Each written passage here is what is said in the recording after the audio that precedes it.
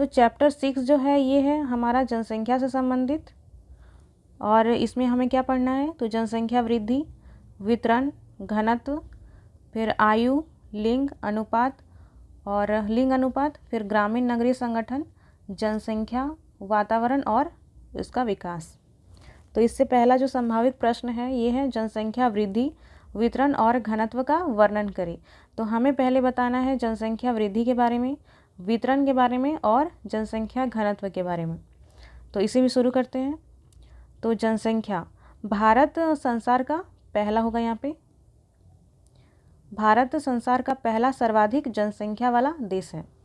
भारत की कुल जनसंख्या 121 करोड़ है और ये भी 2011 के जनगणना के अनुसार। और अभी वर्तमान समय में तो जनगणना नहीं हुई है, परंतु अभी वर्तमान समय में देखा जाए तो 142 करोड़ जनसंख्या है देश की कुल। और इसी के अनुसार भारत जो है ये पहला सर्वाधिक जनसंख्या वाला देश है, जो संसार की कुल जनसंख्या का लगभग यहाँ पे 18% कर सकते हैं, 18%। क्षेत्रफल की दृष्टि से भारत विश्व का 7वां सबसे बड़ा देश है और इसका क्षेत्रफल विश्व के कुल क्षेत्रफल का मात्र 2.4% है। तो हमारा भारत जो है ये सर्वाधिक जनसंख्या वाला देश है और इससे पहले चीन आता था, लेकिन अभी चीन जो है ये दूसरे नंबर पे है और पहले नंबर पे भारत आ गया है। और कुल जनसंख्या इसकी 142 करोड़ है और ये भी हम यहाँ पे वर्तमान के अनुसार लिख सकते हैं, लेकिन यहाँ पे 2011 के जनगणना के अनुसार देखा जाए तो 121 करोड़ जनसंख्या है। तो विश्व में जितनी भी जनों की संख्या है उसके अनुसार अगर भारत में देखा जाए तो इसका प्रतिशत जो है ये 18% है। अगर पूरे भारत में 100% जनसंख्या है तो भारत में 18% जनसंख्या ये जो है भारत में ही अकेले है। और अगर क्षेत्रफल की दृष्टि से देखा जाए तो भारत जो है ये विश्व का 7वां सबसे बड़ा देश है, लेकिन फिर भी यहाँ पे जनसंख्या की दृष्टि से ये पहला देश है और क्षेत्रफल के अनुसार 7वां सबसे बड़ा देश। तो पहला जो है ये कौन है, तो पहला है रसिया, उसके बाद दूसरा है कनाडा क्षेत्रफल की दृष्टि से, फिर तीसरा जो है ये चीन है, चौथा अमेरिका, पांचवा ब्राज़ील, उसके बाद छठा जो है ये ऑस्ट्रेलिया है, ऑस्ट्रेलिया, और उसके बाद 7वां जो है ये हमारा भारत है। और हमारे भारत का अगर क्षेत्रफल देखा जाए तो ये कितना है, ये मात्र 2.4% है। तो ये कैसे देखें, तो पूरे जो विश्व में भूमि जो है, भूमि ये 100% होती है अपने में आप में, तो उसमें से भी भारत का जो क्षेत्रफल है ये मात्र 2.4% है, 2.4%। यहाँ पे लैंड हो गया कम और जनसंख्या हो गया अधिक। आगे है, इतनी विशाल जनसंख्या के सीमित संसाधन पर निर्भर होने के कारण अनेक सामाजिक, राजनीतिक और आर्थिक उलझनें पैदा होती हैं। विशाल जनसंख्या प्राकृतिक तथा मानव द्वारा निर्मित संसाधनों पर एक बोझ है। गरीबी और पर्यावरण का ह्रास वर्तमान भारत की 2 प्रमुख समस्याएं हैं। तो हमारे भारत में जो जनसंख्या है ये लगभग 142 करोड़ है और इतना बड़ा संख्या और संसाधन जो है ये सीमित है, और संसाधन सीमित ही होते हैं और जनसंख्या तो दिनों दिन बढ़ती जा रही है और इतनी बड़ी जनसंख्या जो है इतने कम संसाधन पर निर्भर है, जिसके कारण बहुत सारी परेशानियां सामने आती है, जैसे कि सामाजिक, राजनीतिक और आर्थिक उलझनें पैदा होती हैं। और विशाल जनसंख्या प्राकृतिक तथा मानव द्वारा निर्मित संसाधनों पर एक बोझ है।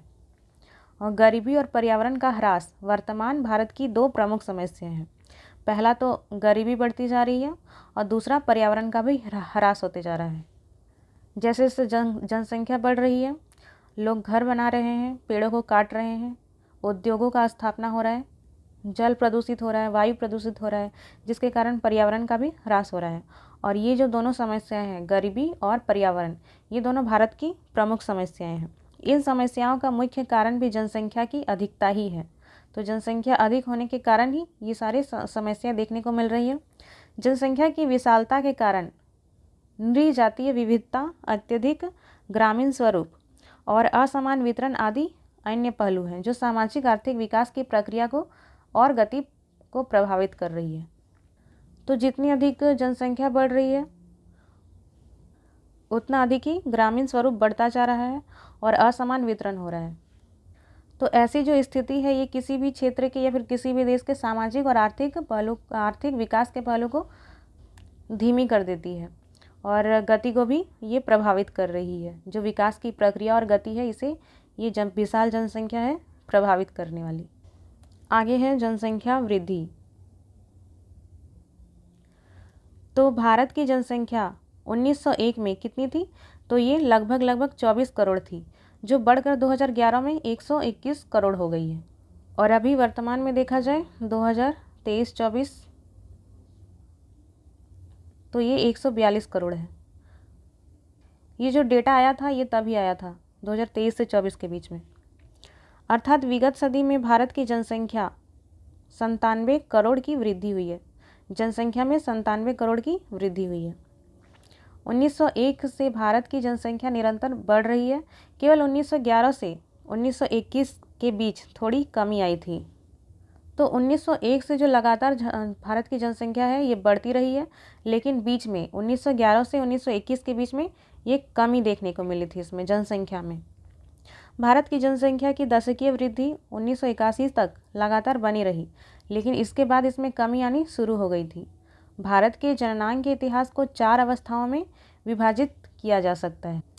तो 10 साल के बीच में जो गैप होता है, जैसे कि यहाँ पे लिखा है 1901, तो 1901 उसके बाद 10 साल का गैप, फिर 1911, फिर से 10 साल का गैप, फिर 1921, उसी प्रकार से धीरे धीरे करके 1981 तक। तो इन्हीं 10 सालों के गैप में जो बीच बीच में ये आती रही है, इसी में जो जनसंख्या का प्रतिशत बढ़ा है इसे ही दशकीय वृद्धि दर कहा जाता है। तो ये दशकीय वृद्धि दर तो 1981 तक लगातार बनी रही, लेकिन धीरे धीरे इसमें अब कमी आना शुरू हो गई है। मतलब जितना ये था उससे धीरे धीरे कम होने लगा है। पहले तो बढ़ ही रहा था, उसके बाद धीरे धीरे 1981 के बाद कम होने लगा है। और भारत के जननांग के इतिहास को 4 अवस्थाओं में विभाजित किया जाता है। पहला तो धीमी वृद्धि दर की अवस्था 1921 से पूर्व। तो जनसंख्या में धीमी वृद्धि हो रही थी कब? तो 1921 से पूर्व, क्योंकि इस समय जनसंख्या भी ज़्यादा थी नहीं, तो इसके अनुसार अगर देखा जाए तो जनसंख्या ज़्यादा वृद्धि नहीं कर रही थी। लेकिन निरंतर वृद्धि की अवस्था हम देखेंगे 1921 से 1951 के बीच, इसमें धीरे धीरे वृद्धि हो ही रही है। फिर तीव्र वृद्धि की अवस्था 1951 से 1981 के बीच। तो इस समय लोगों के पास आर्थिक संसाधन भी बहुत ज़्यादा जुटने लगे, तो जिसके कारण तीव्र वृद्धि दर देखी गई जनसंख्या में। फिर 1981 के बाद घटती वृद्धि अवस्था। तो इस समय जो जनसंख्या की वृद्धि दर है ये घटने लगी, क्योंकि धीरे धीरे लोग जागरूक होने लगे, पढ़ने लिखने लगे, और उसके बाद बहुत सारे कार्यक्रम भी लाए गए, जैसे कि परिवार नियोजन कार्यक्रम,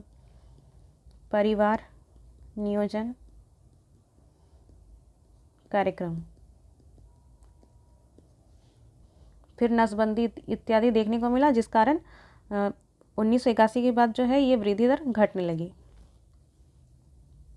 उसके बाद आगे है भारत की जनसंख्या 1921 के पूर्व धीमी गति से बढ़ रही थी, और 1911 तथा 1921 के बीच महामारी के कारण, जैसे कि प्लेग, हैजा आदि के कारण जनसंख्या में कमी भी आ गई थी, और 1921 के बाद जनसंख्या में लगातार वृद्धि हो रही है। तो देखिए 1921 के पूर्व तो धीमी गति से ही बढ़ रही थी जनसंख्या, फिर 1911 से 1921 के बीच बहुत सारे कारणों से, जैसे कि महामारी, प्लेग, हैजा इत्यादि के कारण जनसंख्या में वृद्धि नहीं देखने को मिली। फिर 1921 के बाद जनसंख्या में लगातार वृद्धि हो रही है, इसलिए 1921 को भारत की जननांकी का महान विभाजक वर्ष कहा जाता है। महान विभाजक वर्ष, यहाँ पे वर्ष लिख लीजिएगा। भारत की जनसंख्या में 1921 तथा 1951 के मध्य निरंतर वृद्धि हुई है। इसका प्रमुख कारण स्वास्थ्य सेवाओं का विकास था, जिसके फलस्वरूप प्लेग, हैजा, मलेरिया आदि महामारियों के कारण होने वाली जो मौत थी ये घट गई, और स्वच्छता व चिकित्सा सुविधाएं बेहतर हो गई, तो जिसके कारण जनसंख्या में वृद्धि देखने को मिली। फिर खाद्यान्न उत्पादन में सुधार हुआ, और परिवहन साधनों के विकास द्वारा खाद्यान्नों की कमी से उत्पन्न संकट पर भी काबू पाया जा सका, तो जिसके कारण भी जनसंख्या वृद्धि दर देखने को मिली। परिणाम स्वरूप मृत्यु दर में तो कमी आई, पर जन्म दर ऊंची ही बनी रही। इसे मृत्यु प्रेरित वृद्धि कहा गया है। तो मृत्यु दर की कमी होने के कारण और जन्म दर ऊंची होने के कारण इसे क्या कहा गया? मृत्यु प्रेरित वृद्धि। फिर 1951 से 1981 की अवधि अभूतपूर्व वृद्धि की अवधि है। कब से कब? तो 1951 से 1981 तक देखा जाए तो इसमें वृद्धि बहुत ज़्यादा हुई है। इस अवधि में औसत वृद्धि दर 2.2% थी। यह जनसंख्या विस्फोट की स्थिति है। तो 1951 को ये जनसंख्या विस्फोट वर्ष भी कहा जाता है। और इस समय जो जनसंख्या वृद्धि दर है ये कितनी हो गई थी? लगभग दोगुनी हो गई थी। इस अवधि में भारत की जनसंख्या लगभग दोगुनी हो गई थी। यह वृद्धि विकास कार्यों में तेजी तथा चिकित्सा सुविधाओं में और अधिक सुधार के कारण हुई। तो यह वृद्धि क्यों हुई? तो विकास कार्य में तेजी होने लगा, फिर चिकित्सा सुविधाओं में भी वृद्धि देखने को मिली, जिसके कारण मृत्यु दर कम हो गई और इन कारणों से जन्म दर बनी रही। इस प्रकार यह प्रजनन प्रेरित वृद्धि थी। तो ये वाला जो वर्ष था ये प्रजनन प्रेरित वृद्धि। फिर आगे है जनसंख्या में 1981 के बाद उच्च वृद्धि हुई है, लेकिन वृद्धि दर में क्रमिक ह्रास हुआ है। इस अवधि में जन्म दर तेजी से घटी। यह 1981 में 34 प्रति हज़ार थी, जो 1999 में घटकर 26 प्रति हज़ार हो गई। मृत्यु दर में घटने की प्रवृत्ति बनी रही, लेकिन कमी की दर धीमी हो गई। जनसंख्या में ह्रास की यह प्रवृत्ति संतति निरोध के सरकारी प्रयत्नों और लोगों के छोटे परिवार के प्रति अपने रुझानों का सकारात्मक संकेत है। तो 1981 के बाद क्या हुआ? उच्च वृद्धि दर हुई, लेकिन वृद्धि दर में क्रमिक ह्रास हुआ। यहाँ पे दर नहीं होगा, यहाँ पे हो जाएगा उच्च वृद्धि हुई, लेकिन वृद्धि दर में ह्रास हुआ। जैसे कि 10 की वृद्धि दर हम देख रहे थे कि बढ़ ही रहा था, लेकिन 1981 के बाद ये घटने लगा और इस अवधि में जन्म दर तेजी से घटा। लोग अत्यधिक बच्चे पैदा नहीं कर रहे थे, जिसके कारण 1981 में जो 34 प्रति हज़ार था, ये मृत्यु दर की बात हो रही है कि प्रति हज़ार बच्चों में 34 की मृत्यु हो रही है और ये चिकित्सा सुविधाओं के सुधार के कारण हुआ था। फिर जो आगे चलकर 1999 में 26 प्रति हज़ार हो गई। ये मृत्यु दर की बात की जा रही है। यहाँ पे हज़ार में 26 की ही मृत्यु हो रही थी, अर्थात यहाँ पे अर्थात कमी यहाँ पे देखी गई, 34 से 26 हो गया। मृत्यु दर में घटने की प्रवृत्ति बनी रही, लेकिन कमी की दर धीमी हो गई। और जनसंख्या में ह्रास की यह प्रवृत्ति कैसे देखने को मिली, अर्थात जनसंख्या में कमी कैसे देखने को मिली?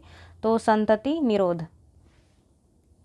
संतति का अर्थ हो गया संतान, तो संतान निरोध के सरकारी प्रयत्नों जैसे कि परिवार नियोजन जैसे सरकार के कार्यक्रमों के द्वारा और लोगों के छोटे परिवार के प्रति अपने रुझान का सकारात्मक संकेत है। तो ये हो गया जनसंख्या वृद्धि। अब है जनसंख्या का वितरण और घनत्व। भारत में जनसंख्या का वितरण काफ़ी असमान है। पर्वतों, मरुस्थलों तथा वनीय भूमि की अपेक्षा मैदानों में जनसंख्या अत्यधिक है। सामान्य रूप से बड़े क्षेत्र के राज्यों में अधिक जनसंख्या होती है यदि उस क्षेत्र की भूमि वास योग्य हो। सामान्यतः नदी द्रोणी एवं तटीय मैदानों में स्थित राज्यों, जिलों और नगरीकृत क्षेत्रों में भी जनसंख्या अधिक होती है। तो देखिए, भारत में जनसंख्या का वितरण जो है ये एक समान नहीं है, यह प्रत्येक क्षेत्र में अलग है। जैसे कि पहाड़ी क्षेत्रों में देखा जाए तो यहाँ पे जनसंख्या बहुत ही कम पाई जाती है। मैदानी क्षेत्रों में देखें तो यहाँ पे अपेक्षाकृत जनसंख्या अधिक देखने को मिलेंगी। और जिन राज्यों का क्षेत्र बड़ा है वहाँ भी जनसंख्या अधिक होगी, लेकिन अगर वहाँ का भूमि अगर वास योग्य हो, अर्थात वहाँ रहने लायक भूमि है, तो ही वहाँ की जनसंख्या अधिक होगी। जैसे कि उत्तर प्रदेश देख सकते हैं, वो मैदानी इलाका है और साथ ही साथ वहाँ पे नदी द्रोणी, नदी घाट इत्यादि है, तो जिसके कारण वो भूमि जो है ये वास योग्य है और इसी के कारण ये उत्तर प्रदेश की जो जनसंख्या है ये सर्वाधिक है। और बिहार भी देखा जाए तो इसी प्रकार। परंतु जो सबसे बड़ा राज्य है भारत का, राजस्थान, यहाँ पे जनसंख्या कम देखने को मिलेंगी, क्योंकि यहाँ की जो भूमि है ये रहने योग्य नहीं है, क्योंकि आधे से अधिक भूमि पे लगभग 60% भूमि राजस्थान की ये बंजर है, यहाँ पे मरुस्थल है, जिसके कारण यहाँ पे लोग नहीं निवास करते हैं, कम निवास करते हैं। फिर आगे है भारत के राज्यवार वितरण में काफ़ी असमानता है। तो अभी मैंने बताया कि प्रत्येक राज्य में जनसंख्या का वितरण जो है ये अलग अलग है, असमान है, एक समान नहीं है। जिस प्रकार से राज्य हैं बड़े बड़े, उस प्रकार से वहाँ पे जनसंख्या नहीं है। यह विषमता राज्यों के क्षेत्र में तथा इसके संसाधन के आधार के कारण है। जैसे हिमालयी राज्य सिक्किम की जनसंख्या मात्र 6 लाख है, जबकि उत्तर प्रदेश की जनसंख्या लगभग 20 करोड़ है। भारत के 10 ऐसे राज्य हैं जिनमें से प्रत्येक की जनसंख्या 5 करोड़ से अधिक है। केवल 7 राज्यों उत्तर प्रदेश, महाराष्ट्र, बिहार, पश्चिम बंगाल, आंध्र प्रदेश और इत्यादि राज्यों में देश के आधे से अधिक जनसंख्या निवास करती है। तो भारत में जितने भी कुल जनसंख्या 142 करोड़, इसमें से आधा से अधिक जनसंख्या जो है ये 7 राज्यों में ही केवल निवास करती है। बाकी जनसंख्या भारत के बचे हुए अन्य राज्यों में, और जैसा जिस राज्य में संसाधन है उसके अनुसार वहाँ की जनसंख्या देखने को मिलेगी। जैसे कि उत्तर प्रदेश एक मैदानी इलाका है, यहाँ पे नदियों की भी संख्या काफ़ी अधिक है, भूमि उपजाऊ भी है, जिसके कारण यहाँ की जनसंख्या जो है ये 20 करोड़ के आसपास है। और वहीं हिमालयी राज्य सिक्किम को देख लें, या फिर हम अरुणाचल प्रदेश को देख लें, या फिर हिमाचल प्रदेश, उत्तराखंड इत्यादि को देखें तो वहाँ की जनसंख्या जो है ये काफ़ी कम है। भारत के ऐसे 10 राज्य हैं जहाँ पे प्रत्येक की जनसंख्या जो है ये 5 करोड़ से अधिक है। और उसके बाद क्षेत्रफल की दृष्टि से सबसे बड़े राज्य राजस्थान में देश की मात्र 5.49% जनसंख्या ही निवास करती है। तो सबसे बड़ा राज्य जो है ये भारत का राजस्थान है, और यहाँ पे देश की कितनी जनसंख्या निवास करती है, इसको लगभग हम 5 या 6 मान सकते हैं। तो 5 या 6% जनसंख्या ही निवास करती है, 5.5 बोल सकते हैं। और दूसरे सबसे बड़े राज्य मध्य प्रदेश में देश की लगभग 6% जनसंख्या रहती है। देश के 2.8, यहाँ पे कुछ मिस्टेक हुआ है, तो यहाँ पे हो जाएगा देश के 2.86% क्षेत्रफल वाले बिहार राज्य में कितनी जनसंख्या निवास करती है, तो ये देखिए 8% जनसंख्या निवास करती है।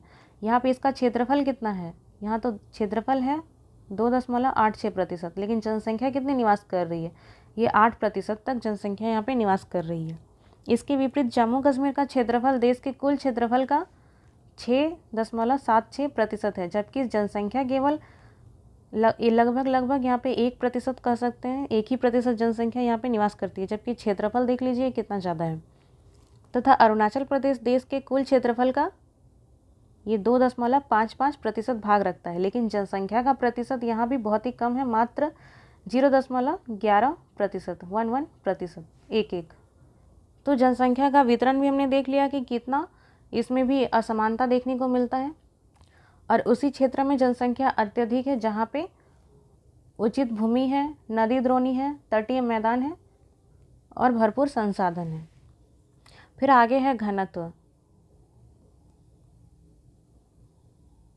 तो जनसंख्या के घनत्व से देश की जनसंख्या का सही दृश्य पता चलता है। तो ये घनत्व क्या होता है, तो घनत्व ये जो है ये होता है प्रति 1 किलोमीटर स्क्वायर के क्षेत्र में कितनी जनसंख्या निवास करती है, इसे ही घनत्व कहा जाता है। तो जनसंख्या के घनत्व से देश की जनसंख्या का सही दृश्य पता चलता है। संपूर्ण भारत का औसत घनत्व 2011 में 382 व्यक्ति प्रति वर्ग किलोमीटर था। अर्थात 2011 के जनगणना के अनुसार देखा जाए तो प्रति वर्ग किलोमीटर में कितने जनसंख्या निवास करते थे, 382। तो 1 किलोमीटर स्क्वायर के क्षेत्र में 382 जनसंख्या निवास करती थी, ये 2011 के जनगणना के अनुसार। तो अभी जनगणना हुआ नहीं है, इसलिए अभी डेटा नहीं आया है। जो विश्व के सर्वाधिक 10 जनसंख्या वाले देशों में घनत्व की दृष्टि से तीसरा सर्वाधिक घनत्व था। तो भारत जो है ये विश्व में घनत्व की दृष्टि से भी तीसरा स्थान रखता है। भूमि पर जनसंख्या का अत्यधिक दबाव देश की एक गंभीर समस्या है। अब देखा जाए तो इतने कम भूमि पर इतनी बड़ी जनसंख्या रह रही है, तो ये भी भूमि पर एक दबाव ही बन रहा है। यदि इतने कम क्षेत्र में इतने लोग रह रहे हैं तो यहाँ पे ना कृषि अच्छे से हो पाएगी और ना ही यहाँ पे किसी अन्य उद्योगों का स्थापना हो पाएगा। अगर इस क्षेत्र में नदी है भी तो यहाँ पे ये नदी प्रदूषित हो जाएगी।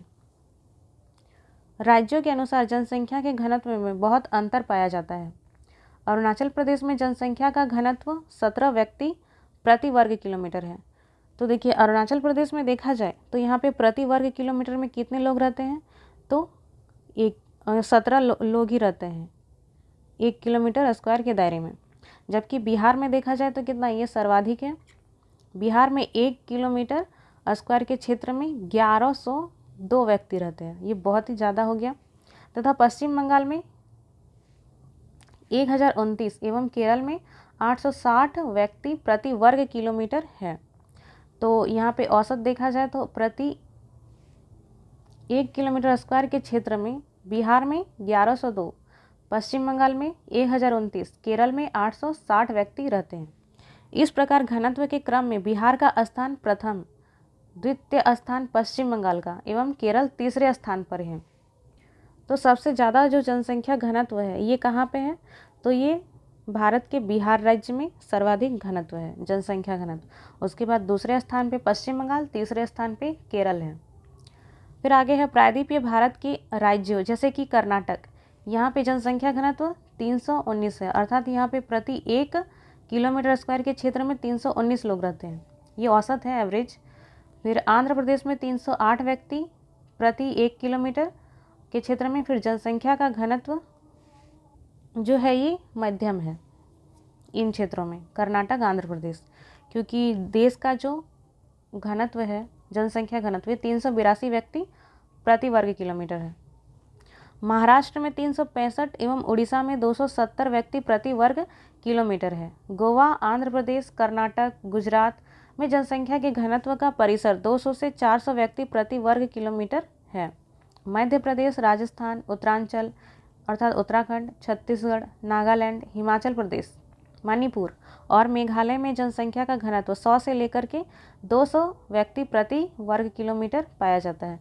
तो यहाँ पे नॉर्मल है, नॉर्मल नहीं, यहाँ पे कम बोल सकते हैं। तो यहाँ पे जनसंख्या घनत्व जो है ये काफ़ी कम है। और 100 से कम जनसंख्या घनत्व वाले राज्य हैं सिक्किम, मिजोरम और अरुणाचल प्रदेश। तो सबसे कम जनसंख्या घनत्व अरुणाचल प्रदेश में और सबसे ज़्यादा जनसंख्या घनत्व ये बिहार में है। और बिहार में कितना है? 1102। और अरुणाचल प्रदेश में कितना है? तो मात्र 17 व्यक्ति, क्योंकि ये बहुत ही पहाड़ी इलाका है, जंगली एरिया है, जिसके कारण यहाँ पे जनसंख्या बहुत ही कम है। उसके बाद आगे है पर्वतीय तथा ओवर, सॉरी यहाँ पे ओवर नहीं, यहाँ पे ऊबड़ होगा, ऊबड़ खाबड़, ऊबड़ खाबड़। तो पर्वतीय तथा ऊबड़ खाबड़ क्षेत्र, शुष्क और अर्ध शुष्क प्रदेश तथा वन आच्छादित क्षेत्र, विरल घनत्व वाले क्षेत्र हैं। यहाँ पे विरल होगा, वायरल नहीं होगा,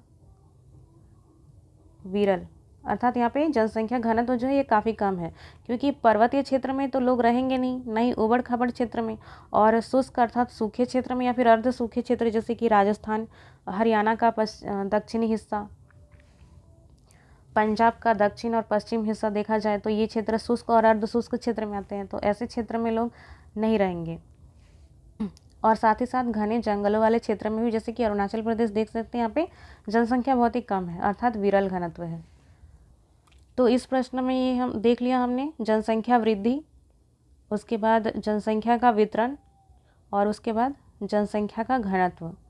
तो जनसंख्या का घनत्व कितना है भारत में? तो ये 2011 के डेटा के अनुसार देखा जाए तो 382 व्यक्ति प्रति वर्ग किलोमीटर। इसमें से भी सबसे ज़्यादा जो है ये बिहार में है, 1102 व्यक्ति प्रति वर्ग किलोमीटर, और सबसे कम देखा जाए तो ये अरुणाचल प्रदेश में मात्र 17 व्यक्ति।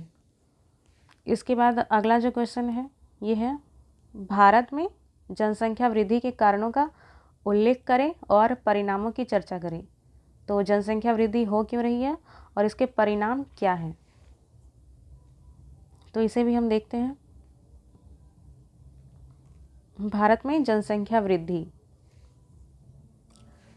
जनसंख्या वृद्धि के कारणों की विवेचना अर्थव्यवस्था वाले खंड में की गई है और यहाँ पे इसके परिणामों की चर्चा हो रही है। तो देखिए, आपको इकोनॉमिक्स में भी जनसंख्या वृद्धि के बारे में पढ़ना है और वहाँ पे आप जनसंख्या नीति के बारे में भी पढ़ेंगे, तो यहाँ पे सारा नहीं पढ़ाया जाएगा।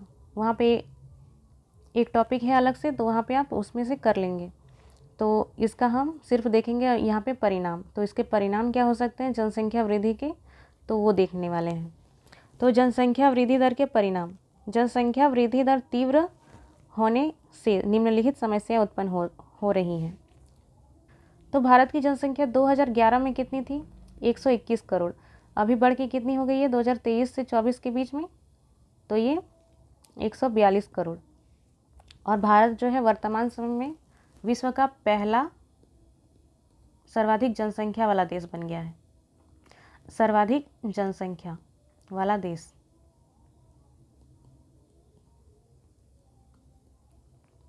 तो इतनी तेज़ी से जनसंख्या वृद्धि होने के कारण बहुत सारी समस्याएं उत्पन्न हो रही है। तो जनसंख्या घनत्व में वृद्धि देखी जाती है। 1991 में जनसंख्या घनत्व 271 था, जो कि 2001 में बढ़कर 324 हो गया। अतः भारत में जनसंख्या दबाव बढ़ रहा है। तो पहले देखिए जनसंख्या कम थी, तो इसका जो घनत्व था 1991 में ये 271 था, 2001 में बढ़ के 324 हो गया, और अभी वर्तमान समय में घटा है। और अभी कितना हो गया है, 2011 के डेटा के अनुसार देखा जाए तो घटा नहीं, यहाँ पे बढ़ा है, 382 हो गया है। तो इतने कम भूमि में देखा जाए तो जनसंख्या का दबाव बहुत ज़्यादा बढ़ रहा है, और जिसके कारण खेती करने में काफ़ी ज़्यादा समस्याएं उत्पन्न हो रही है, भूमि नहीं मिल पा रही। फिर आगे है प्रति व्यक्ति कृषि योग्य भूमि की उपलब्धता। तो वही जो मैंने अभी बताया कि भूमि कम होती जा रही है। 1951 में प्रति व्यक्ति कृषि योग्य भूमि जो है ये लगभग 1.21 एकड़ थी, जो 1996 में घटकर 0.5 हो गई। अतः प्रति व्यक्ति कृषि भूमि की उपलब्धता में भी ह्रास हुआ है। तो पहले जो भूमि थी ये प्रति व्यक्ति कितनी हो रही थी कृषि योग्य भूमि, तो ये 1.1 एकड़, एक आदमी को इतनी भूमि मिल रही थी, और अभी घट करके 1996 में घट के कितनी हो गई है, तो 0.5 एकड़।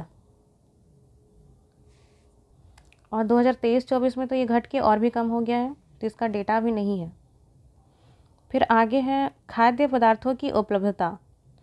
स्वतंत्रता प्राप्ति के बाद भारत में फसलों के उत्पादन में वृद्धि हुई है, परंतु प्रति व्यक्ति खाद्य उपलब्धता में वृद्धि नहीं हो पाई है। भारत में प्रति व्यक्ति कैलोरी की खपत आवश्यकता से कम है। हालांकि भारत अंडा, दुग्ध उत्पादन एवं अन्य कई खाद्य पदार्थों के उत्पादन में प्रथम है, परंतु प्रति व्यक्ति उपलब्धता कम है। तो देखिए स्वतंत्रता प्राप्ति के बाद तो जैसे कि बहुत सारी योजनाएं आई, हरित क्रांति, फिर द्वितीय हरित क्रांति, उसी में बहुत सारे क्रांतियाँ जैसे कि गोल क्रांति, इंद्रधनुष क्रांति इत्यादि के कारण फसलों के उत्पादन में वृद्धि हुई है, लेकिन प्रति व्यक्ति अर्थात प्रत्येक एक व्यक्ति को खाद्य उपलब्धता सही प्रकार से नहीं मिल पाया है। वहीं लिखा है यहाँ पे कि प्रति व्यक्ति कैलोरी की खपत में आवश्यकता से कमी हुई है, जितनी आवश्यकता होती है उससे कम मिल रही है। और भारत में जो है ये अंडा और दुग्ध उत्पादन और कई अन्य खाद्य पदार्थों के उत्पादन में प्रथम है, परंतु प्रति व्यक्ति उपलब्धता कम है।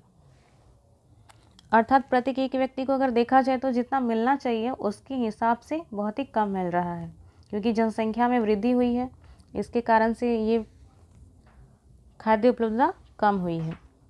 फिर आगे है गरीबी और बेरोजगारी की समस्या भी बढ़ी है। तो जनसंख्या वृद्धि का गरीबी के साथ सीधा संबंध है। हालांकि गरीबी रेखा के नीचे रहने वाले लोगों की प्रतिशतता में कमी आई है, परंतु उनकी संख्या में काफ़ी वृद्धि भी हुई है।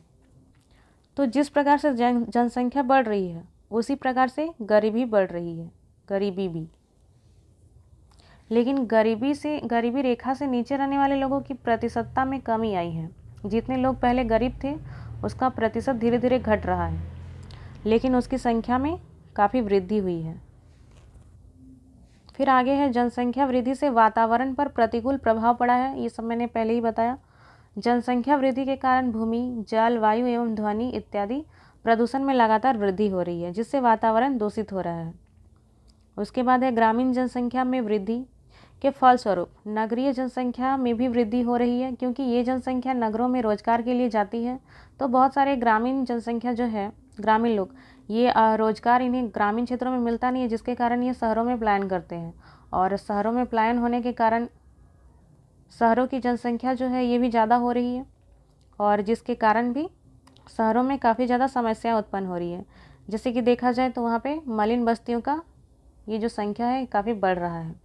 तो ये क्योंकि ये जनसंख्या नगरों में रोजगार के लिए जाती है, जिससे नगरीय जनसंख्या में वृद्धि हो रही है, जिसके कारण नगरों में मलिन बस्तियों की संख्या बढ़ रही है।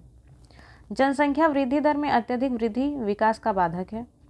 भारत में स्वतंत्रता प्राप्ति के बाद आर्थिक विकास किया है भारत ने, परंतु जनसंख्या वृद्धि दर अत्यधिक होने के कारण यह विकास प्रत्यक्ष रूप से सामने नजर नहीं आ रहा है। अतः जनसंख्या वृद्धि दर पर नियंत्रण कर ही भारत की विकास गति को तीव्र किया जा सकता है। अगर किसी भी देश में जनसंख्या अत्यधिक है तो उस क्षेत्र के विकास को कम कर देगी, उस क्षेत्र के या फिर उस देश के, क्योंकि इतनी बड़ी जनसंख्या को पर्याप्त संसाधन पहुंचाना काफ़ी मुश्किल है। और भारत में भी देखा जाए तो स्वतंत्रता प्राप्ति के बाद आर्थिक विकास हुआ है, लेकिन जनसंख्या इतनी ज़्यादा है कि यह सामने प्रत्यक्ष रूप से दिखाई नहीं देता है। और अगर भारत जनसंख्या वृद्धि दर पर नियंत्रण करता है तभी भारत की विकास की गति को और ज़्यादा तीव्र किया जा सकता है। वैसे जनसंख्या वृद्धि दर जो है ये कम तो हुई है, पर भारत की इतनी बड़ी जनसंख्या है कि वृद्धि दर कम होने के बाद भी विकास दर जो है ये कम ही दिख रहा है। तो ये जो प्रश्न है ये आपको इकोनॉमिक्स में हूबहू मिल जाएगा, आप वहाँ से इसे पढ़ सकते हैं।